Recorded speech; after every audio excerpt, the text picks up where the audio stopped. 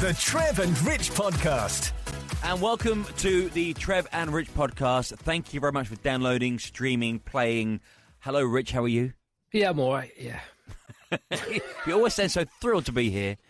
Yeah, I feel like we do this bit of the podcast at a bad time. Yeah, you catch me on the down rather than catching me on the up. Oh, I see. Yeah. So we record this bit on a Monday morning. So you've had a tired weekend with your daughter up since 3 this morning. Well, no. The irony is that she's been fine. She slept in her own bed all night and only woke up once for a feed, of which I did not give. So I should be firing on all cylinders. But I didn't sleep after that. So I'm tired, but it's only my own fault. Okay, all right. So this is like therapy for Rich. He comes on with me and has a little moan and a groan. I had a really sweaty night in bed, actually. It was warm. It was warm. Yeah. And my wife left the heating on as well. She was always the last to come to bed. Yeah. And she left the heating on. And so I woke up this morning and it was like 90 degrees in the house. I'm hoping you had your hand out going, are you paying for that? The heat overnight? There'll be words. Seriously. Heat on overnight? I know what's going on. Made of money. Quite not now. No. Anyway, so on the podcast this week, a few things coming up. Yeah, we're going to tackle a big question, which is when were you hot? We sort of fell into this because there's a Sabrina Carpenter song that says that. So we're going to tackle that question, which is always a good one. And then we go further into that. Valentine's Day with the in-laws. Story to tell. It's an interesting one. And I'll talk about my sort of fledgling cricket career, potentially. Well, I'm excited by the revelation which you're about to hear on the podcast today. Thank you for listening. As yet, I haven't even got a name for the podcast yet. Have you not? No. Oh, it'll come to you, though. It will. It won't. Well, you'll know it by now because obviously you've got it here. But at this point of our day, we've not even thought of the title yet. So enjoy whatever it's called. Yeah. And you've got this to look forward to. I don't know if I'm ready for the rejection. I don't know. Again. Yeah. It still feels too raw. A lot of similar textures there. Not a lot of bite. Thank God you had green beans. Do you know what I mean? Otherwise, that's slipping down, isn't it? That food. Well, maybe you were waiting for it. You were sort of waiting every morning, going, I will be taller. I will be better looking. Every day, the same disappointment. The Trev and Rich Podcast. That is a strange title of a song, isn't it? Sabrina, when did you get hot? That's never come out your mouth before, isn't it? When did you get hot? Hey, when did you get hot? When did you get hot? When did you get hot? No, it feels awkward me saying it. Yeah, it sounds awkward. You know, I'm not sure I've ever said it, ever will say it, ever would say it. But what was a peak of your powers in terms of hotness? Well, I was in Mauritius once. I was pretty sweaty there. No, in terms of looks, that people swooned, where you couldn't to beat them off. Right. I didn't do that. Even at the height of my looks. I think I'm still growing into mine. Okay, good. Okay. Yeah. I think. Well, I mean, there's one stage. So when I was at school, and this was kind of weird, and it sort of sticks out in that I always say, and I'll say to Poppy, I'll say to anyone, I will say, going through life, don't be a cool kid. All right. Okay. Right. Yeah. Don't be a cool kid. Yeah. Just be friends with the cool kids. Be friends with the geeks. But just don't be too up high. Sure. Don't be too up low. Okay. All right. Just trust me. Remain hold in steady. that middle. And this is a kind of an example of that. Yeah. Insofar as, so all the cool kids, they would get with all the hot girls. Yeah. Yes. Yeah. That's kind of high school rules. Yeah, and of all course. that kind of stuff. Yeah.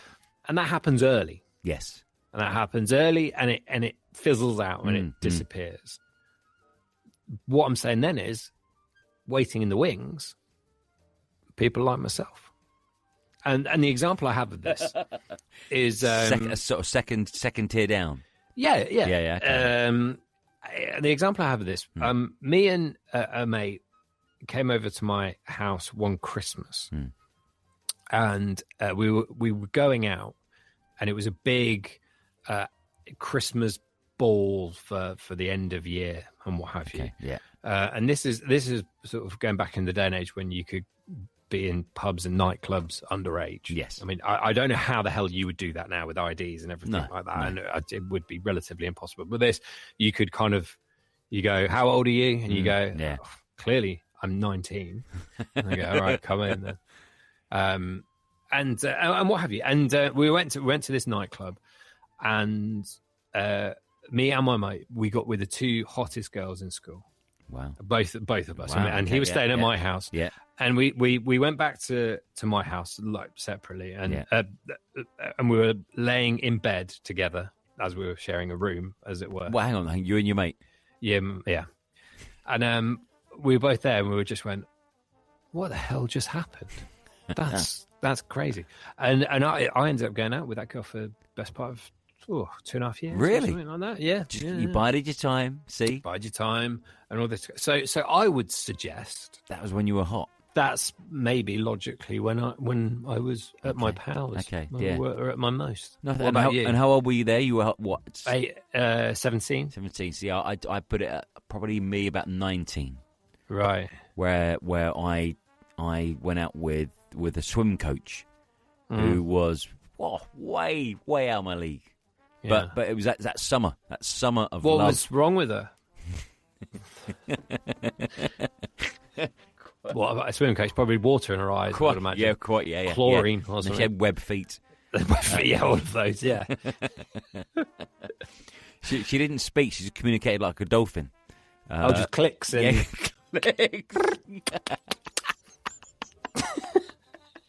Oh, she's beautiful, but she sounds like a dolphin. That's exactly what it was like. Yeah. Right. We didn't speak. We didn't communicate. We just clicked. We just clicked. Well, that's the greatest. That's the greatest joke of the show, right there. I ain't gonna get better than that. No, that's it. Someone doing a dolphin impression. How did you meet? Well, we just clicked. Christ, come on. Write that one down. That's it. Oh, no. It's a keeper. Yeah. Anyway, so I think 19, and then it all went downhill. I remember someone saying I used to live opposite an au pair, and her bedroom was opposite my bedroom. Oh, God. Are you sure you want to be saying this? And I had a powerful telescope. She was Dutch. How do you know that from across the way? Well, we started talking, and we went out a couple of times. But only a couple of times. Yeah. And then she soon learned how to draw her curtains. Oh, right, yeah. The old peeping from there. Hearing this from a distance. But then probably about when I was 18, I think I sort of met her, and she told me then is that she thought I was going to turn into a beautiful young man.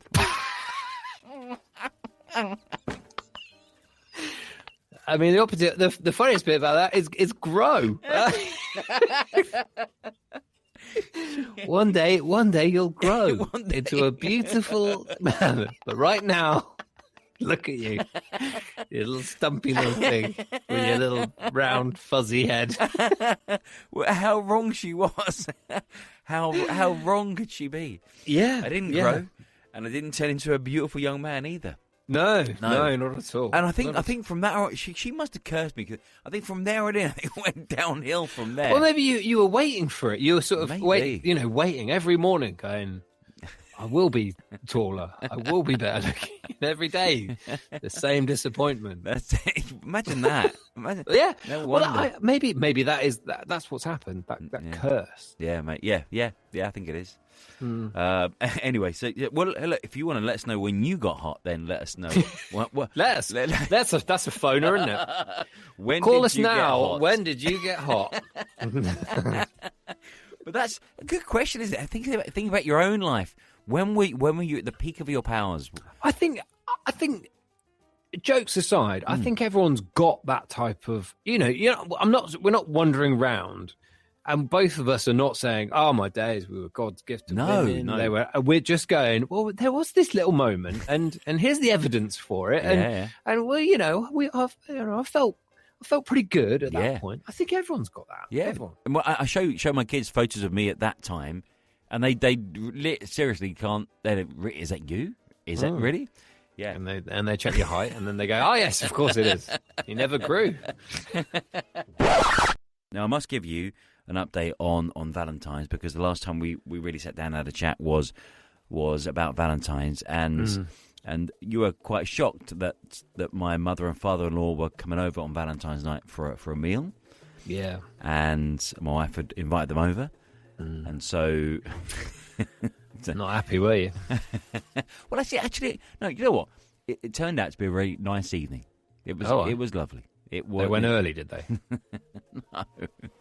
No, they actually went quite late. Because it was Saturday. Normally they come around on a Sunday evening, which is lovely. But Sunday evening's a little bit awkward as well, because everyone's up early on Monday morning, and so it turned into sort of sitting there, just thinking, okay, I've got to go to bed, and invariably I'll go to bed and leave them there, Yeah, I mean, just on that, just doing anything on a Sunday. It's a no-no. I think it's a no. It puts you out of kilter for the week. I remember we went to a gig on Sunday night. This was years ago. We went to a gig, and it sort of, we're in the pub, we had lunch, and then we sort of went to this gig in the evening and sort of kind of saw it and did it and came back. And from that point, we went, I'm never doing that again. What's the, like, it was a band, we're going to see a band with a mate and what have you, and he wanted to go and all this kind of stuff. We went and had a great time, what have you. But and then you're on Monday. Yeah. Monday needs all the help it can get from Sunday. That's why it's called the day of rest. It's supposed to be, day of rest, the day of don't bother planning things, the day of just leave me alone. Sure. But the only problem with that in our family is my wife doesn't work on Mondays. So therefore, all that goes out the window, doesn't it, for her? And that's why the in-laws get invited over for a Sunday evening. So what about Friday night? But then Fridays, though, are, like your end of your working week, you're pretty tired. Yeah. So the last thing I think you want to do is sit round and talk. Really, you might want to go for a 1 or 2 pints, and then and then get in your PJs and just have a pizza. That's what you're saying is there isn't a good time for this. But no, we had actually a lovely time. It was a lovely time. First time for everything. Good. So I bought my mother-in-law some chocolates for Valentine's Day. I did wonder. I did, just for a second there, I just went, you didn't get underwear, did you? You didn't. Like, even for you, that's crossing a line there. That would have been hilarious, though, wouldn't it? But yeah. No, I think no. Yeah, but obviously inappropriate. The girls would have really hated it. My try wife. Try it on. Go and try it on. No, it would have been bad. You did, chocolates. Well done. Yeah, good. Yeah, chocolates. Yeah. Nice. So it was, and we played some games as well after dinner, and at one point, I did have to sort of pinch myself. Okay, it's Valentine's night, and here we are, and my father-in-law, he's very comfortable in our house. Of course, it's his daughter's house. He's very comfortable. So what do you think he did? What? Did he make a pass at his wife? No, he didn't. No. Did he? No. Did they both go upstairs together? Wow, no. Well, I'm trying to think. I'm trying to link it to Valentine's Day. Nothing to do with Valentine's Day whatsoever. In fact, almost the opposite thing you should do on Valentine's Day. Now, I think it is. Break wind. I thought you were going to say yes. No, it's not. No. Oh, okay. No, actually weird. I've never heard my father break wind. I thought. Why did I think that he was relaxed enough to Just sit there and he was and just you move on. so relaxed and felt so comfortable that what he did at the end of his meal. So we had the chicken thighs, and of course, what do we have? Chicken thighs. We had mash, of course. Mash. Did you have roast potatoes as well? We didn't have roast potatoes, no, of course that would have been ludicrous. And we had green beans, green beans, lovely, green beans, and of course gravy. Lot of similar textures there. Not a lot of bite. Thank God you had green beans. Do you know what I mean? Otherwise, that's slipping down, isn't it? That food. We were talking of slipping down. All right. Okay. Right. So at the end of the meal, my father-in-law had extra gravy on his plate. Okay. So picked his plate up and crikey. and drunk the gravy from the plate. Right. And as my wife said, I'm surprised there's no more gravy left in the gravy boat, because you would also drink that like a pint of gravy. Well, please. isn't that wonderful? That is how relaxed he is. Well, that's it. Wow. But on one hand, okay, you think it's a bit weird, but also how lovely that he feels so relaxed and so at home that he can make sure that he gets every last little drop. I think that's an age thing. Do you think? Yeah.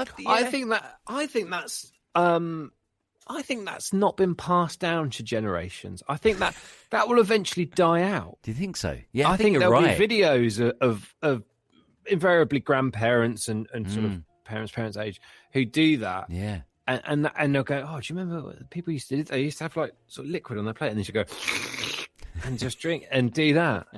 I mean, I don't do it. For example, it's not. I don't think I've passed ever. To me. Yeah, but I might give it a go just to carry on the tradition. I think I've licked a plate. Oh, but yeah, not at a dinner table. I think No. if I've gone out, I'm going. Oh, that was really. Yeah, no. I think you're right. It's like, for example, if the girls have jacket potatoes, they don't eat the skins, which kills me. Because it's the best part, of course, as you know. Everyone knows. I will trawl the plates at the end of the meal and eat the skins.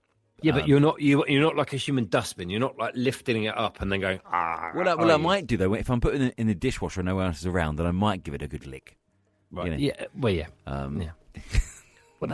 But that's lovely that he's so relaxed. Yeah. What did you do? We all laughed. Was it really? Plus, yeah. I couldn't watch it either. I couldn't bring myself to watch it. Yeah. No.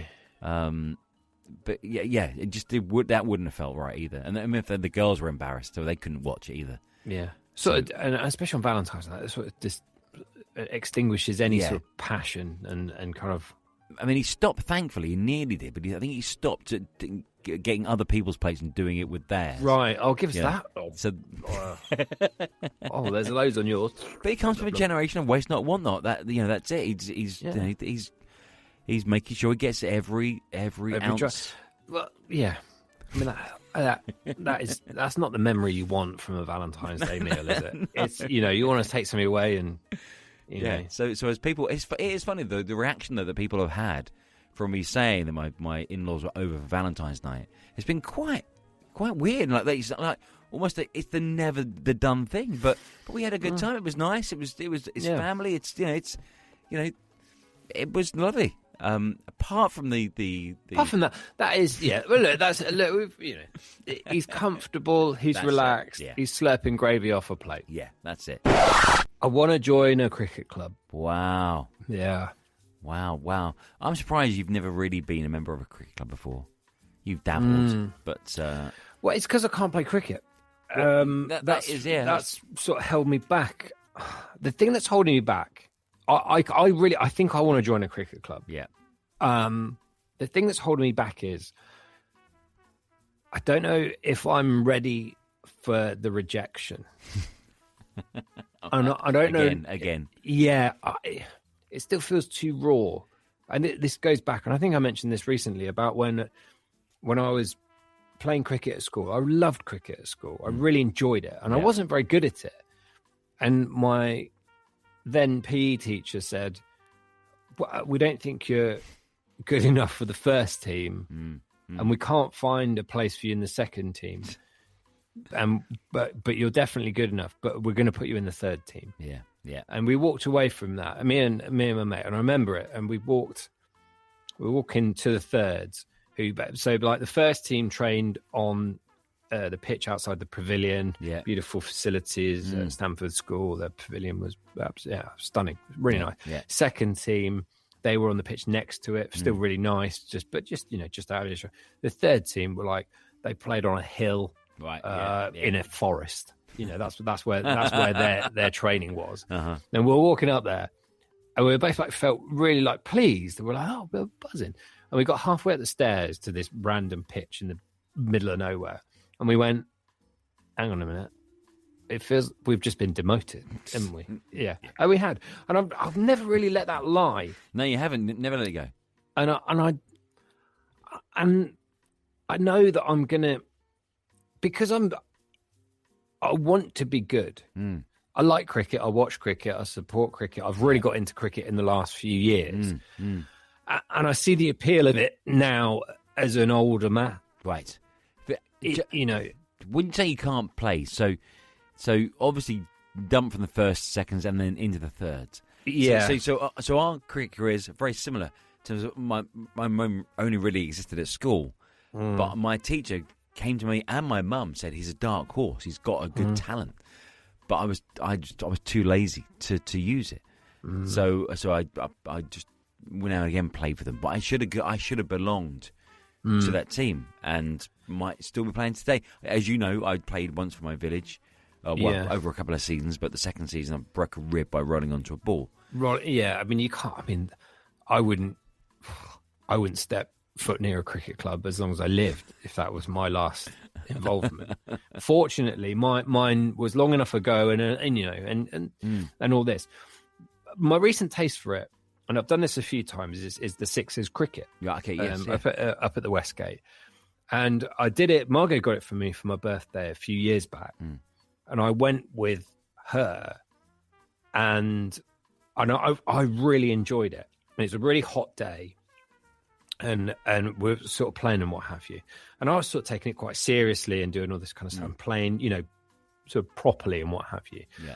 And Margot never wielded a bat in her life. She beat me. Wow. I was absolutely hammering her. And I remember it, the last over, I was just like, look, just throw your arms at it. And she basically got 30. Off the last over or something ludicrous like that and beat me. I went there and I was like, oh my God, that's wow. Yeah. And then we went for a friend's birthday. And all the sort of people that we were with, they were not cricketers. But it was there for the social and the good fun. Yeah. And I ended up being the person that was kind of like, who'd played the most cricket and who was kind of there, and who looked the best. Yeah. Kind of, holding a bat and went, oh, and everyone started asking me, going, oh, Rich, which way up do you hold it? And I was like, come on, let's, I do know that. So I've had those tastes for it, but I can't go back into a training facility and they go, okay, where do you put yourself? And I go, well, right at the end. I don't know if I can handle that. But, well, look, now I wanted to ask, why now? Because you've just had a daughter. Yeah. I think this is what happens, is that you have kids and all of a sudden you think, okay, I just need to escape a little bit. Well, no. One hour a week. What I would do is, I think football's getting too strenuous for me. Oh, I see. Okay, you're migrating to an older man sport. An older man sport, which it genuinely is. Yeah. Cricket clubs are normally younger kids. Yes. And then older gentlemen. Yes. There's not really too many, dare I say, my age, really. There's not too many of my age people there. So I feel that niche, I think, a little bit, bridging that gap. Okay. Right, I gotcha. So you're not running away. I'm not running away. It will be replacing, and because I know what everyone's thinking, going, oh, quite, join a cricket club, you play matches at the weekend. Yeah, we live in the UK, all right. Just even with last summer being lovely and wonderful and what have you, at least half your season It's going to, you think, when's the cricket season in the UK for club cricket? It's going to be, it's going to be May. August? Yeah, at a push. Yeah. May, June, July, August. Yeah. At an absolute push. Yeah, yeah. And what? You're not going to get many in May, June, maybe. Yeah. July and August, it depends what the summer's like. If you're thinking you've got 10 matches, I'm putting it out there, you only play 5. And that's what I'm sort of committing to. I'm committing to, actually, on a nice day, standing out in a field, bring Poppy and Margot along. They can have a beer and watch. Sounds I can have a beer and play. That, you know what I mean? Sounds ideal. That's I'm not sure you're going to reach that utopia. No, but because, good luck. Because, and the other thing is, because I didn't follow, like, with cricket, you're either a good batsman, a good bowler, or a wicket keeper. Now, I would be maybe a 4th, 5th in line bowler. Yeah, I can do it. I know, all right, but I'm not great. Batsman as well. Yeah, I'd be a solid 7. Yeah, I think. I don't think I would be terrible, but I don't. Maybe 8. I'm pushing myself. Yeah, maybe an 8. And then a wicket keeper. Yeah, I'd probably be the 3rd reserve. If 2 people got injured and they said, "Would you take the gloves?" I would. Wow. That didn't get you into a cricket team. No. So essentially, why don't you buy one of those VR headsets and play at home? That's what it comes to now. You can even do that sitting down. I've seen.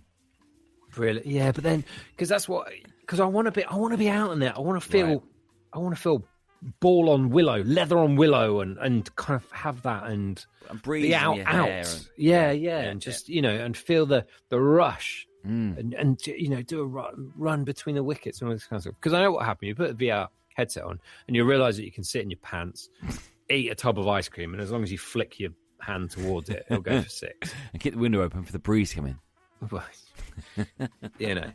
But anyway, coming to a cricket club near you this summer, well, that's potentially me. Yeah. Well, get in touch. If you run a club, then get in touch. Not of a good club. So if you're an established good club, don't bother. But if it's for the crack, and mainly for the beers afterwards, I'm your man. The Trev and Rich Podcast.